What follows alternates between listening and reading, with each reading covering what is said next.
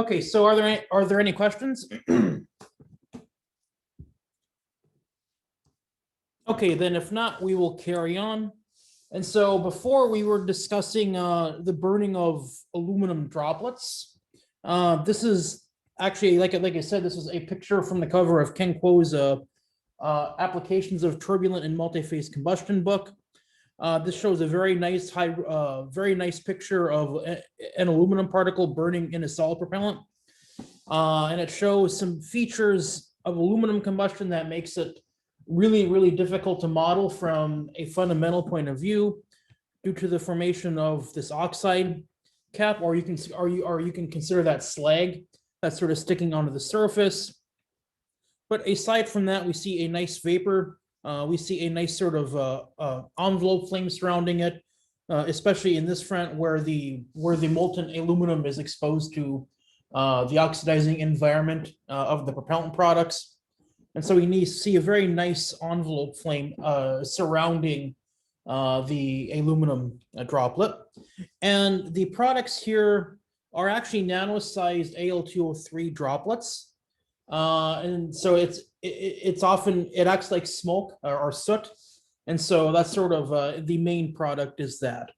And so that is one bad thing about the burning of aluminum, is that the main product is basically Al2O3, which it doesn't generate gas. And that is one issue with burning aluminum, or with burning metal particles in general, is that they are pretty poor gas generators. So even though any sort of shock pressure and things that they make is purely thermal. There isn't any sort of gas generated that can directly produce a mechanical push to the ambient gas. But they do have a whole lot of energy in them. And actually, if you consider mixtures of organic dust, like diesel sprays or coal particles mixed with air, have more energy per unit mass than a high explosive charge. And aluminum and then metal particles are even more than that. And so even though they're not as sort of exciting as an energetic material, your standard sprays and droplets have a lot of energy in them. They just burn a lot slower. And so, but anyway, so then we were discussing a strange thing about the flame temperature of aluminum particles. And this is in general for any burning particle or droplet that has combustion products that are in the condensed phase. And by condensed phase, I mean that is a sort of placeholder for either products that are in the solid phase, like say soot particles, or products that are in the liquid phase, such as water droplets or Al2O3.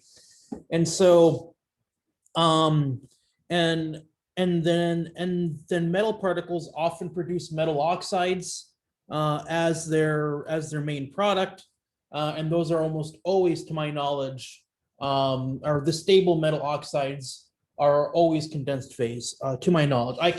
There are probably a few examples of gas phase metal oxides that are stable, but I'm not aware of them. And so one interesting thing about aluminum particle combustion is that because of a phase change process between Al2O3, so in the products, we have Al2O3, that's the main stable oxide, but that can dissociate into ALO plus Al2O. And so this chemical reaction here is highly endothermic. And so what happens then is this is a phase change sort of reaction, because this here is liquid and these here are gases. And so this can be viewed as being a really really goofy evaporation reaction. And most metal oxides will vaporize. However, aluminum oxide or Al2O3 is a bit strange because it dissociates into these two compounds before it vaporizes. And so for those of you who are familiar with nucleation and condensation theory, this makes alumina condensation really weird because it doesn't actually exist in the gas phase, but it still condenses. So it's really, really strange. But anyways, like any other phase change operation, under the phase change step here, the temperature is roughly held constant.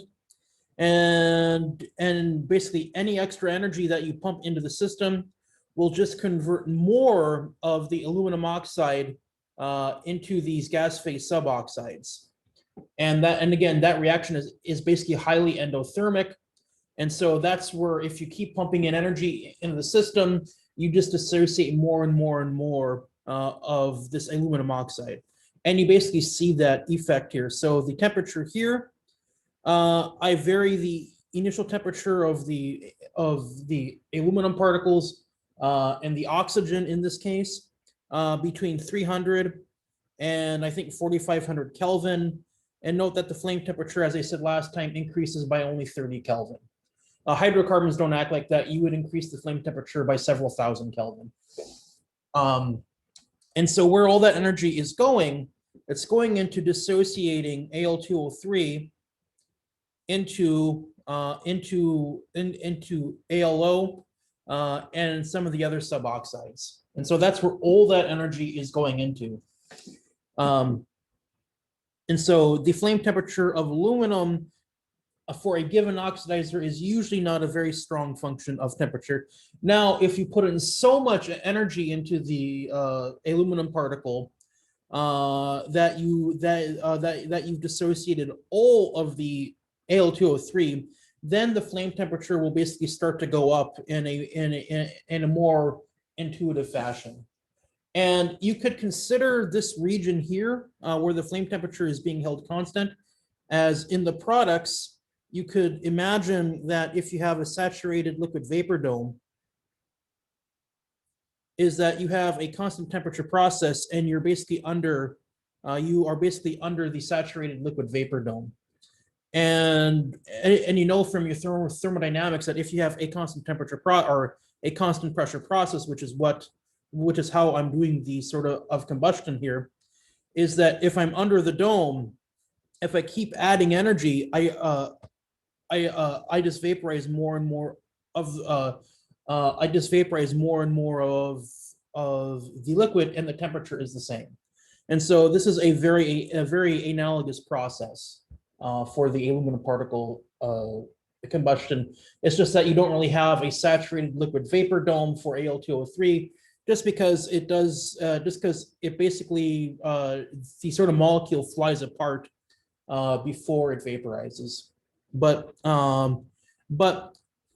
intuitively, you can sort of think of this as the products are inside of a saturated liquid vapor dome for the multi-phase mixture, and that makes it a bit more complicated.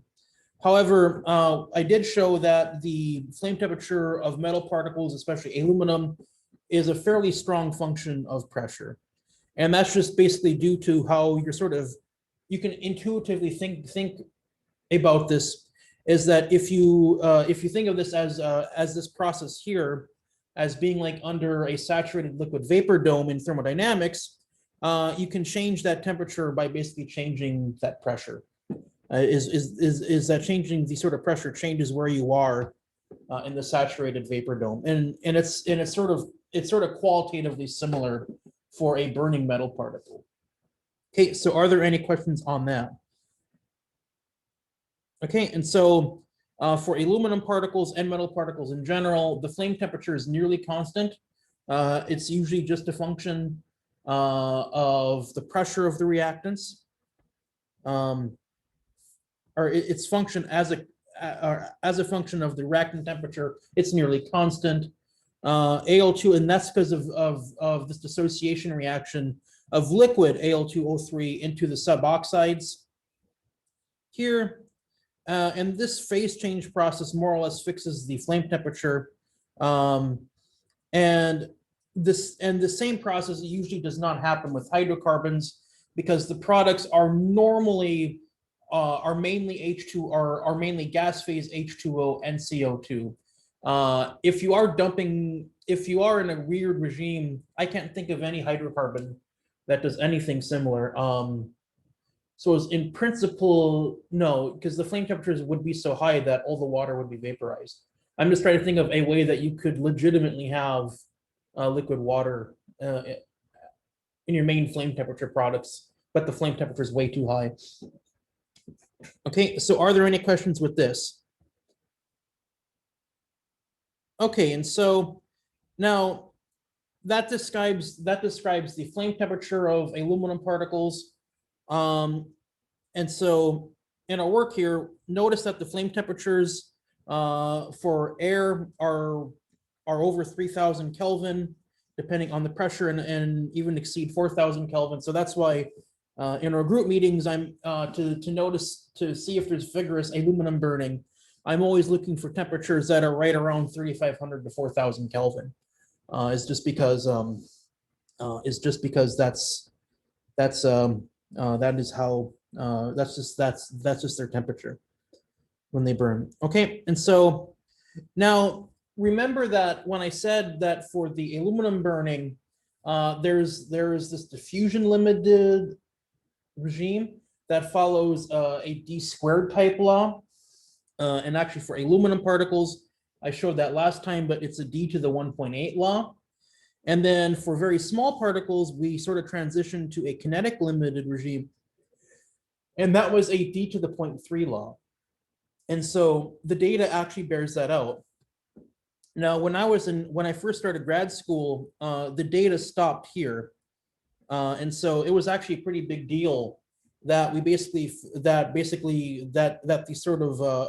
these d to the 1 style sort of wings were found in the d squared plot. And so this line here is for the sort of larger burning particles that are burning in diffusion limited regime.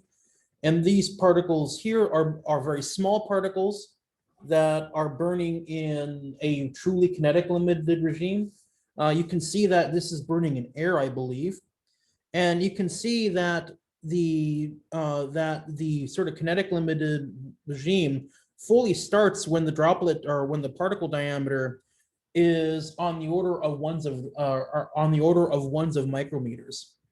Okay, and then the truly diffusion limited regime usually starts, depending on the pressure, of course, and the initial temperature of the particles, usually starts on the order of about 30-40 micrometers, is basically when you are fully diffusion limited.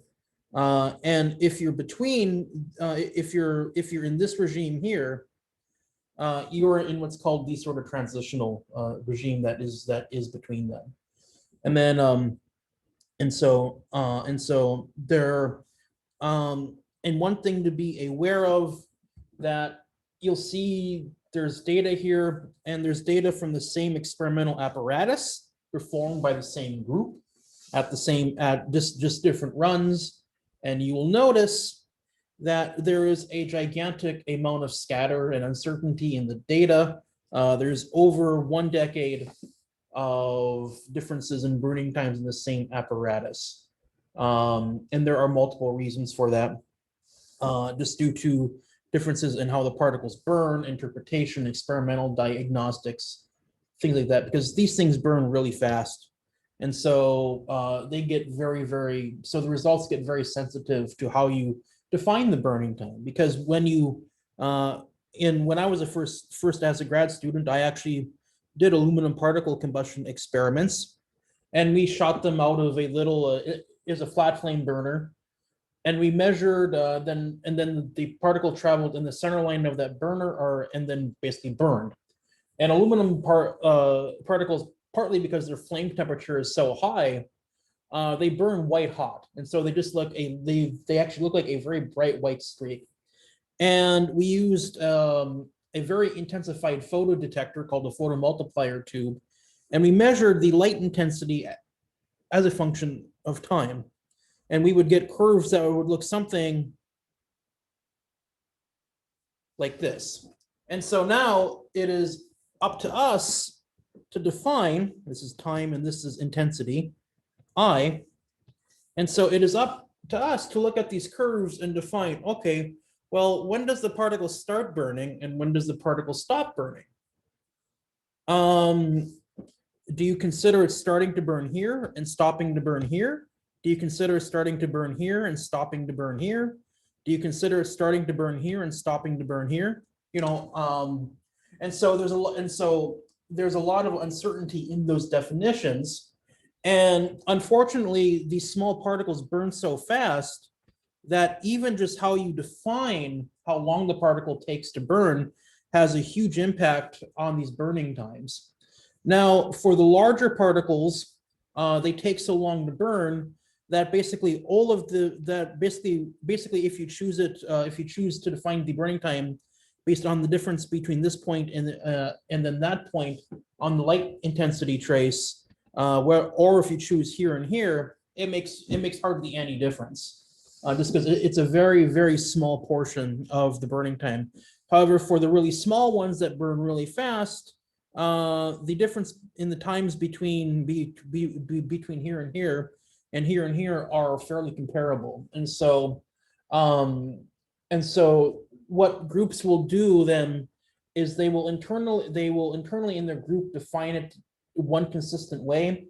And usually the trends are the same between different groups, but different groups will define the burning times different ways. And that's part of the reason when you're comparing data from different groups, like these triangles here and these squares here, why the results can be shifted. And it's not only due to ambient conditions, it's also due to how they define the burning time.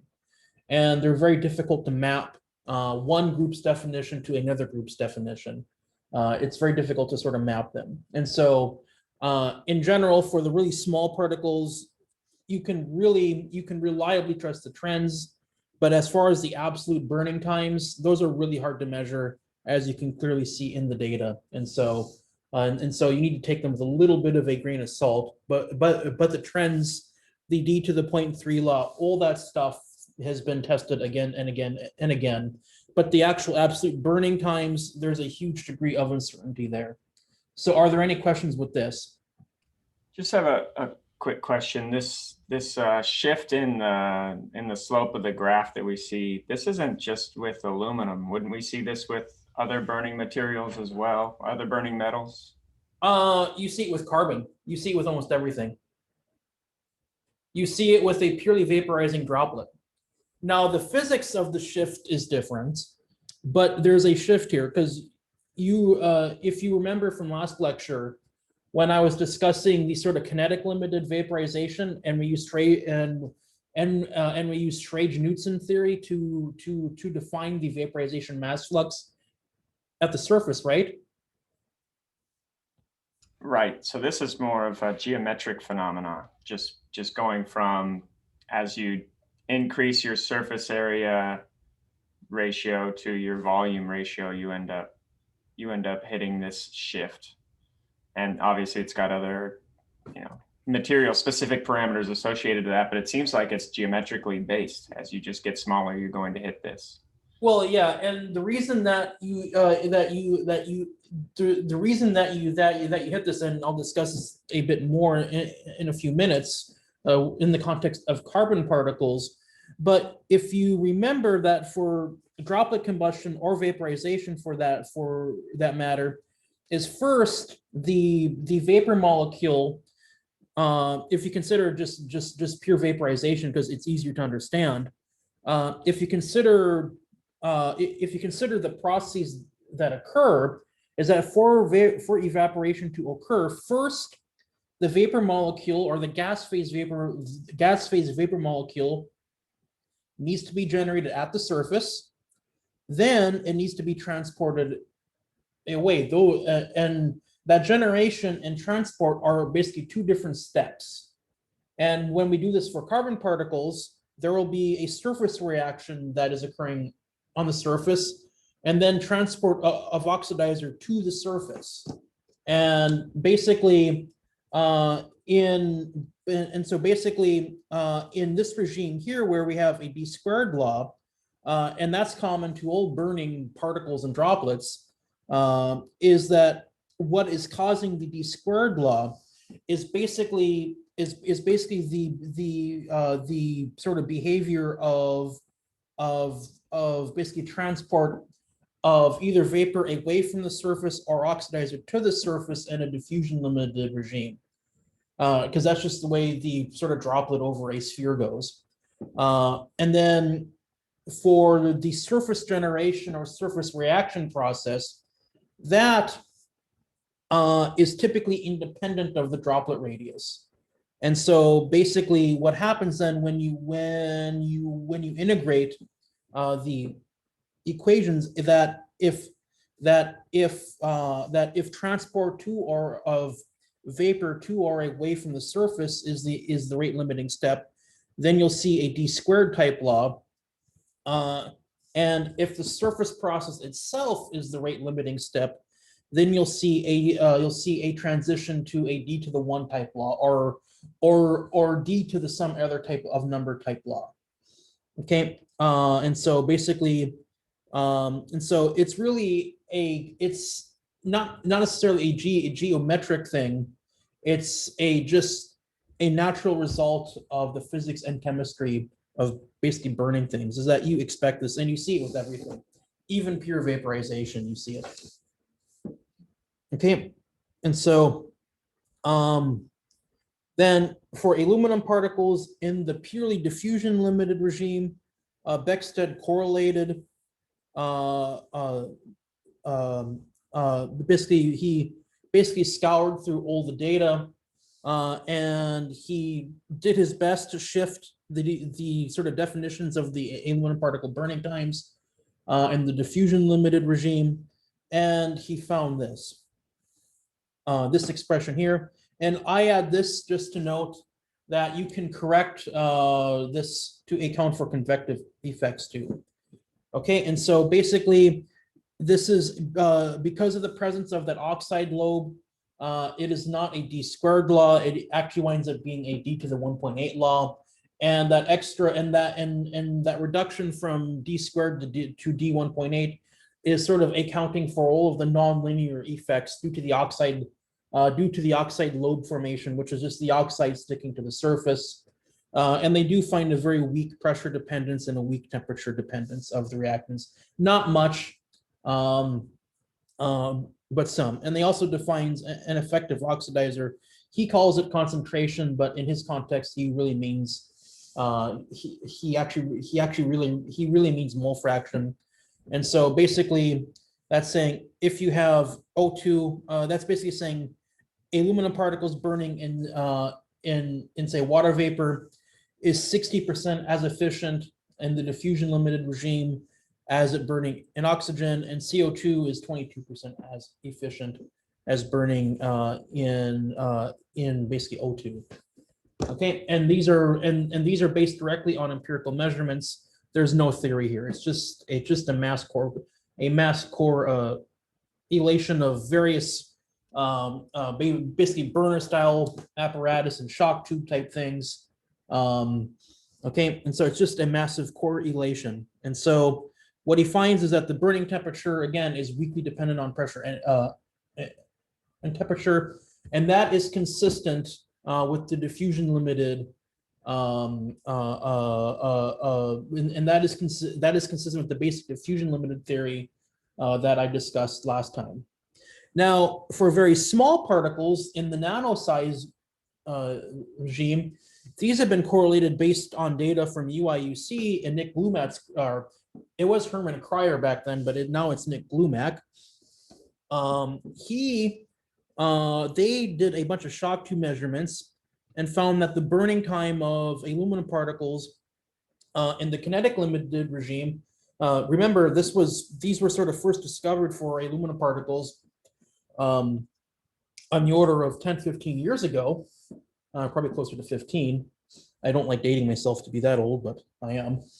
Anyways, what they find is that for the burning time in the kinetic limited regime is they find an extremely different diameter dependence, 0.3. That's consistent with diffusion limited theory. And there are some other physical processes for aluminum particles that drag this diameter, that in a theoretical basis drag this diameter dependence down a bit. I'm not going to get into those, but there are some papers that I will put on the Canvas site that you can read if you're interested in. Is strongly dependent on pressure to the 1/2 power. This is for burning in oxygen. And so the oxidizer or the oxygen mole fraction dependence is different. And also it's very strongly dependent on temperature. In fact, the burning time of aluminum, of nano-sized aluminum particles in the kinetic limited regime varies erroneously with the temperature of the particles. And so the activation temperature is about 9,600 Kelvin. And then you just use the film temperature to evaluate this expression. So in the kinetic limited regime, you see a very strong dependence on pressure and temperature, which is why if you look at this sort of plot here, in the diffusion limited regime, you see basically curves at 1500, 2500, and 3500 Kelvin, more or less almost overlapping. But in the kinetic limited regime, you see a huge amount of separation between them, and that is due, and basically that is due to that Arrhenius term or Arrhenius-like term in the burning time correlation for nano-sized aluminum particles. And so there's completely different physics. And so as you get used to this and you start to see the burning of particles, you can tell just based on some real basic things that some evidence as if the particles are burning in a kinetic limited regime is if you place the particles in oxidizing environments that have a different temperature, do you get massively different burning times or not?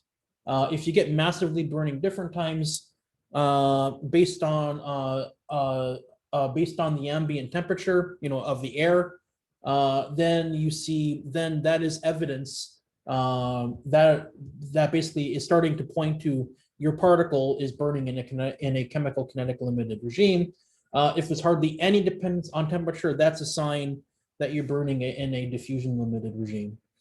Okay, and so there are various other little things that if you work in this area, you can sort of basically some small little tests that you can do to test whether it is in the kinetic limited regime or diffusion limited regime. Okay, so are there any questions on that? Okay, so Stefan Turns' combustion book has a really nice circuit analogy that you can use for particle combustion. And recently, I've used this to actually build a burning time map that sort of blends the sort of burning time data in the kinetic limited regime and burning time data in the diffusion limited regime to make curves that are a bit like this, that are easy to use. Because part of our project is to understand how explosively dispersed aluminum ignites and burns, but also to develop a methodology so that the DoD can apply the same sort of technology to understand the burning of the real particles that they are interested in. And so basically, as part of that, we needed to come up with a way to just use that to develop a method that they can reasonably do simulations with a very small amount of empirical measurements. And so for that, I used a circuit analogy. And this is described very nicely in Turns. I'm not going to go through it in detail for aluminum, but essentially, what the circuit analogy says that if you have a burning particle, say coal, you could consider that for the particle to burn, you have oxidizer over here, and it needs to basically make its way to the surface and burn. But along the way, before the oxidizer can make its way to the pure neat coal surface, it needs to first fight its way against the outflow of vapor going away from the surface of the particle, is it needs to fight its way and diffuse towards the surface. Then in coal, there is a growing ash layer that forms, and that growing ash layer gets thicker and thicker and thicker. And so that oxygen molecule needs to also then diffuse through that, basically diffuse through that oxide shell or that ash shell. Then the sort of molecule or the oxygen molecule has now made its way to the surface. Then it needs to take some time to actually react with the surface and burn. And so all of these things, you can put them together in a sort of resistor style model. That is a lot like the heat transfer resistor analogy for conduction. It's very, very, very, very similar. Okay, and then you can also put one together for aluminum particles, where again you have oxidizer that is diffusing towards the surface. This here is for nano aluminum, and as I said last time, when nano aluminum burns, it forms Al2O3, but not in the kinetic limited regimes. It does not form as smoke because there's no surrounding envelope flame. Instead, it burns as a thickening oxide layer, and this is porous. So as the oxygen molecules diffuse basically make their way to the outside of the oxide shell, they diffuse their way through that layer, and then they can attack the surface in some sort of surface reaction mechanism. In general, I don't include this because the burning time measurements of nano aluminum would actually consider both of these together as one resistor. Okay, but there are some theoretical models like Mike Zachariah will basically try to find these resistances individually for different processes. But anyway, so the key take home here is that there is a resistor analogy, and Stefan Terns in his combustion book does a very nice job of describing that for carbon particles. So here we have a carbon particle. We have the carbon particle right here. We have oxidizer at far away from the surface, and that needs to diffuse towards the surface. Then after the oxidizer has made its way to the surface, there is a surface reaction process that can occur. And so what we are after is really the mass consumption rate or mass flow rate of basically material that is leaving the carbon particle. That is the burning rate of the carbon particle. And what we are really after here is if we use the sort of the resistor analogy, and the flux of material and the flow rate and the burning rate or flow rate of material is analogous to the current, and then the oxygen mass fraction is analogous to the voltage. We need to find these resistances basically such that we can define the consumption rate of the carbon particle is equal to just the difference in oxidizer mass fractions divided by a net resistance. And so this is a very nice little theory, and it allows you to add and remove processes as you need them. And then for different processes that we're not going to consider here in class, there are all sorts of different resistors that you can add that basically account for these sort of different things. And so the sort of resistor that defines the sort of resistance of the oxygen molecules far away, basically diffusing towards the surface, that's called the diffusion limited resistor. And then we have a kinetic limited resistor due to just the time it takes that after the oxygen molecule reaches the surface, there is some time for that chemical reaction to occur, to sort of convert the solid carbon and the oxygen into CO2. Okay, and so for carbon particle, we're just going to consider an overall reaction. You can consider more, but on a mass basis, we have 1 kilogram of carbon plus new kilograms of oxygen goes to new plus 1 kilograms of CO2. where nu is really the is basically the air is basically the oxygen fuel ratio, and that's 2.664. And hopefully you should be able to, if you sat down and I asked you to do this, you should be able to basically come up with that number.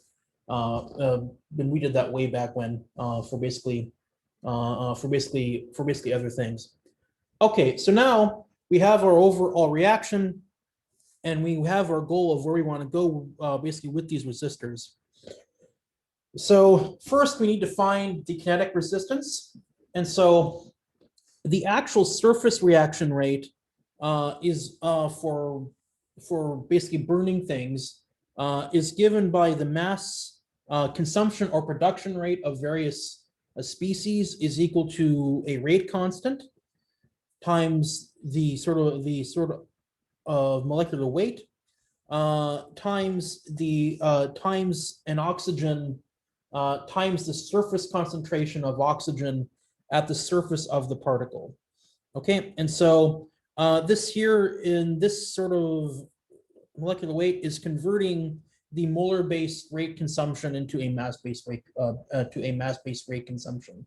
And so even though our chemical reaction is C plus O2 goes to CO2, because the carbon is solid and it's not really colliding because it's sort of it's in the solid phase and just sitting there, that in our Arrhenius law, we only consider collisions of molecules that are in the gas phase. So that's why so basically that's why in the sort of chemical reaction on the surface, we do not consider the concentration of the carbon.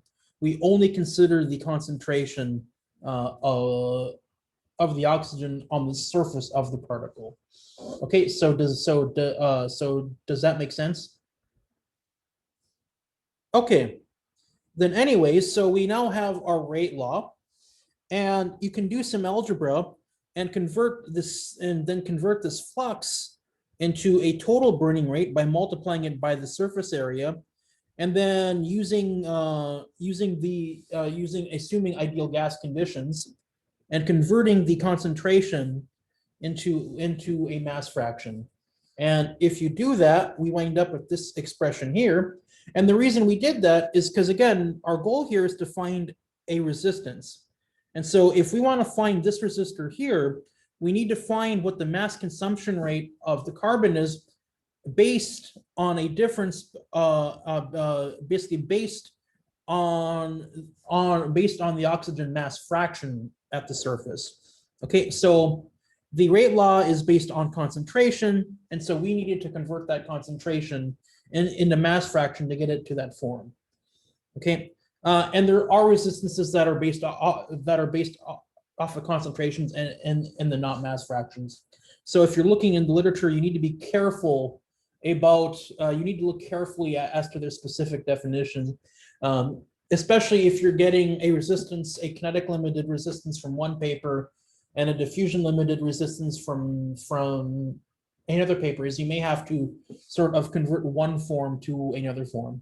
Okay, but anyways, so now we have our form here where we have some coefficient times an oxygen mass fraction on the surface, and I'll call that coefficient here K kin. And what we are after here is a sort of resistor, or is a resistance. So we can basically define our m dot c based on a kinetic limited resistor, just like this. And we can see that comparing this expression with this expression here, we can see that our kinetic limited resistance is nothing more than 1 over our coefficient here.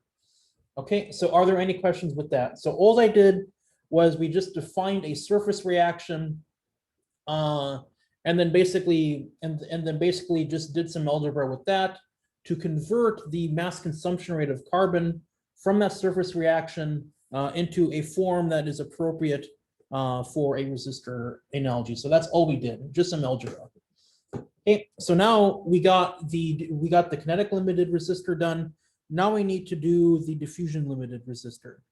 And it's possible to show, I'm not going to do it. But it's possible to show that that diffusion limited resistor basically turns into a Spalding transfer, or basically turns into a form that's almost identical to what we had for droplet combustion.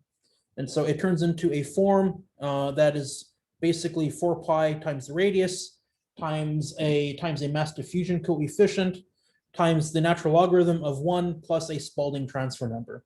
And so it's almost the same thing as a droplet in the diffusion limited regime, because physically it's the exact same physical process that is occurring for both the particle and the droplet, just pure diffusion, pure diffusion with Stefan flow in the gas phase, and that's the same whether it's a droplet or a particle. Okay, and then the Spalding transfer number is basically BOM, and that is the difference between the oxygen mass fraction far away from the particle and the surface mass fraction on the surface over nu, which is this is stoichiometric,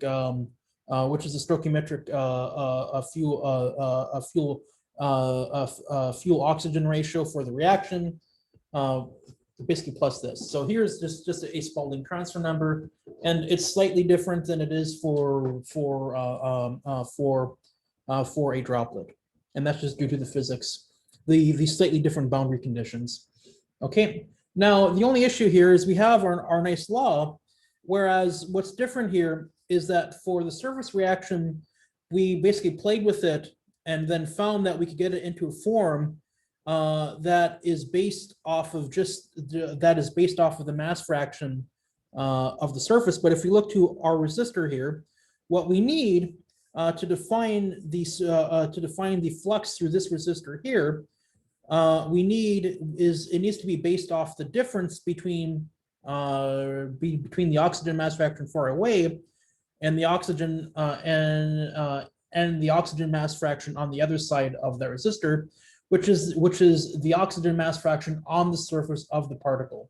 And so we need to take so we need to define it based on this difference here between these two mass fractions.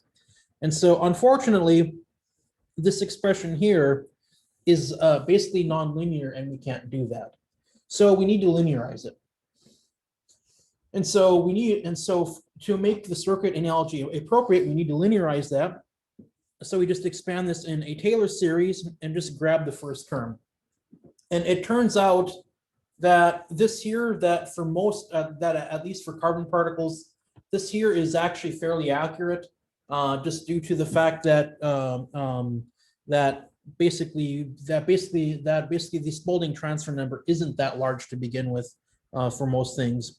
And if you just examine this, it's in the sort of small regime. And so it's actually fairly accurate, which is why this sort of circuit analogy is successful. If it was horribly off, then I don't think books would even talk about it. Okay, so then we can insert this, and then the linearized version of the diffusion limited basically mass consumption rate of the carbon is given by this expression here, which now has our difference between the oxygen mass fractions far away from the particle and on the surface. And if I write it explicitly in that form here, we now exactly have our form that is appropriate for a resistor analogy, or where basically this here is our diffusion resistance. Okay. Then if we equate m dot c in this diffusion limited regime and m dot c in this kinetic limited regime here, what we find is that the mass consumption rate of the carbon particle is just YO2 at infinity, or far away, divided by the sum of the two resistances, which is what we were after in the first place. And so, and then I have the sort of, the sort of two resistances labeled here, just for convenience. And now one thing is that the diffusion limited resistance is still a bit nonlinear in the sense that you don't explicitly know what the oxygen mass fraction is at the surface. So you still need to solve for that, basically using both resistors. But this is still a very useful tool that's still used in codes, and it's still used as the basis of how you can combine empirical burning times in a kinetic limited and a diffusion limited regime. And so I keep saying kinetic limited and diffusion limited. So what does that actually mean? Now that we have our resistor analogy, I can define them a bit more quantitatively.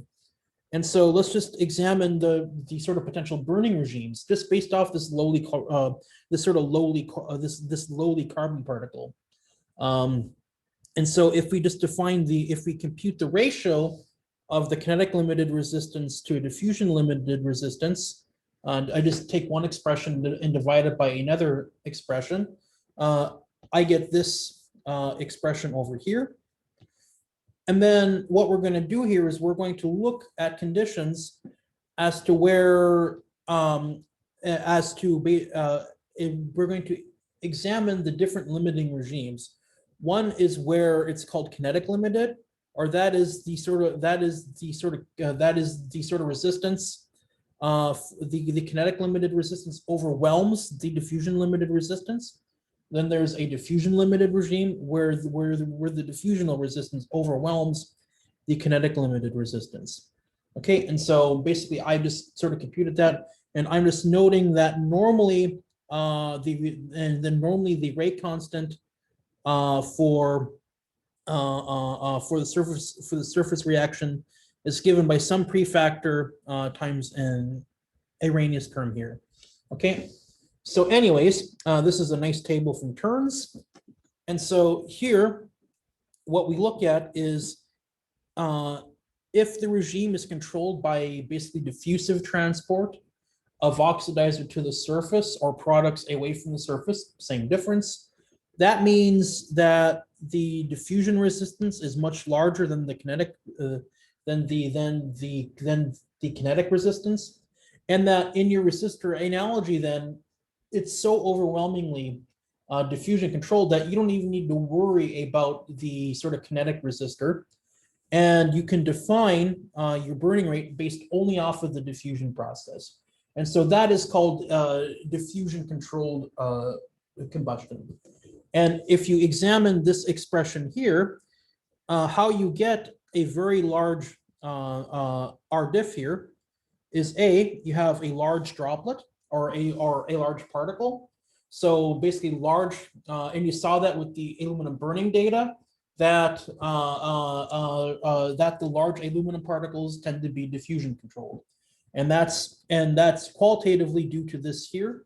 If you just looked at the sort of resistors for that, you would find a very similar thing. So basically diffusion controlled combustion occurs for a large droplet diameter, a high surface temperature due to this Arrhenius term, and also high pressure. Okay. Then if the kinetic resistor is far larger than the diffusion limited resistor, then the combustion is said to be kinetically controlled. And then in your resistor analogy, the diffusive transport is so fast that you don't really need to worry about that, and you only need to consider the surface processes itself. And so if you look at, if you're to look at that ratio is to figure out basically what conditions that can occur, is first you have a very small particle. That just physically means that there is physically almost and basically that occurs. The reason you expect that is because there is very little distance that an oxygen molecule has to travel before it can diffuse its way to the very small particle surface. If you have a very low surface temperature, and so this would explain why particles just don't burn at low temperature, is that you have all sorts of oxygen molecules striking the surface all the time, but it takes forever. But at 300 Kelvin, it takes it takes 3 million years for the molecule to actually react, and then also at low pressure. Okay, and so basically that rigorously defines the different regimes. And again, the exact physics behind kinetically controlled, whether it is a vaporization process, a surface reaction process, or something else, is very situation specific. But in general, these you will often see these two different regimes for burning droplets and particles. So are there any questions with this? For the diffusion control process, we mentioned earlier that it's basically not a function of temperature and pressure. Yeah. It was very weak on that. So even if you had a really high surface temperature, that wouldn't necessarily change your burning or your burning time. No, and yeah, that wouldn't change it that much. And that's born out of the aluminum particle burning data. If you look at those correlations I showed, is that basically it's based off of T to the 0.2 power. And that 0.2 power comes mainly from the temperature dependence of rho times the diffusion coefficient. So it just comes from the temperature dependence of the transport coefficients. Is basically where this comes from. Okay, does that make sense?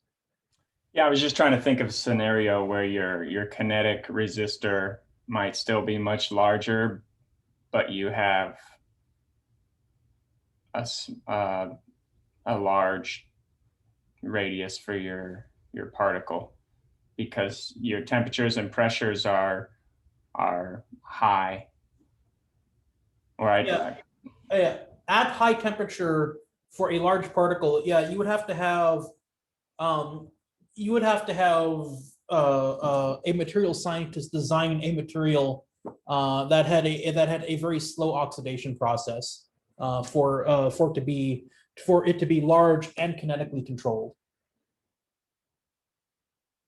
Again, assuming it's burning. I mean, if it's 300 Kelvin, it's always going to be kinetically controlled. But assuming we are at a normal combustion temperature of 2000 plus Kelvin, that for it to be large and kinetically controlled, you would need a really, really, really slow surface reaction process.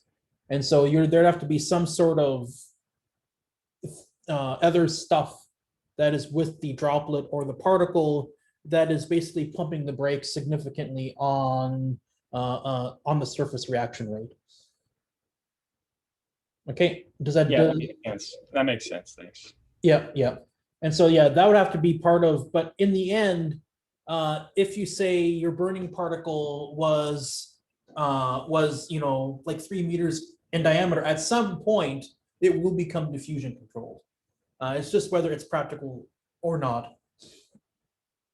Okay, and so, but again, most particles that we consider burning, at least for standard hydrocarbons and aluminum and things like that, they are usually in the 1 to maybe 100 micrometers. So they are very small, very, very small. And when I discuss the aluminum, or basically how you model these like a bunch of particles, there are a lot of ways to doing that. But at least in combustion, for basically like droplet cloud and particle cloud combustion, Eulerian methods are still used quite a bit, mainly just because of the trillions and trillions and trillions of particles really precludes practically using Lagrangian particle models for a lot of applications, just due to how small they are. But anyways, I'll discuss that stuff on Friday. Okay, and it gives you a crash course in that. So, any other questions?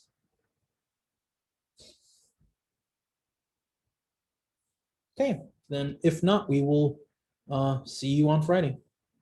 Thank you, Professor. Thank you. Thank you.